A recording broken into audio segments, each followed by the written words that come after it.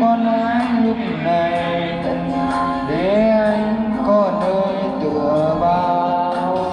Anh nhớ lại những kỷ niệm mà sao trong anh buồn thế.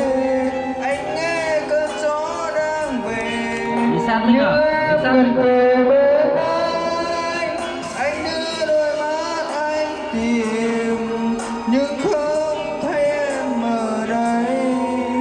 Anh yêu em quá mất rồi nên ngỡ như em về thôi. Được đấy, ra đi, đang quay nhá. Được đấy, chú ăn được đấy, giọng khỏe thế đấy.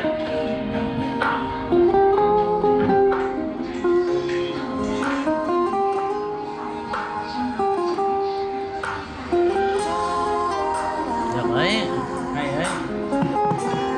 Chưa bao giờ nghe Đức hát được đấy.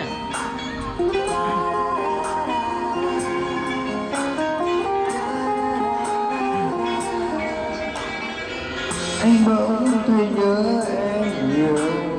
Anh thấy lòng mình lẻ loi, cô đơn cùng với đêm dài cứ trôi theo anh từng ngày. Em ơi giờ đây anh cần một bờ vai em ơi, nhưng không còn anh lúc này để anh có nơi tựa vào. Anh nhớ lại những kỷ niệm mà sao trong anh buồn thế.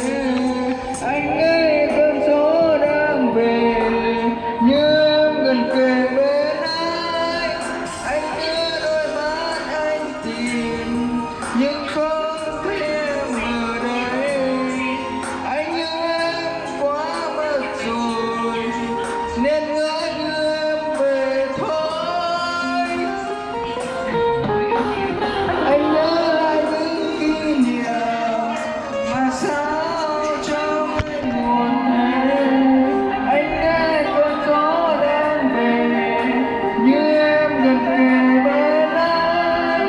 Anh đưa đôi mắt anh tìm nhưng không thấy em ở đây. Anh yêu em quá mất rồi nên ngỡ như em về thôi. Được đấy, giọng cao phết đấy. Được đấy.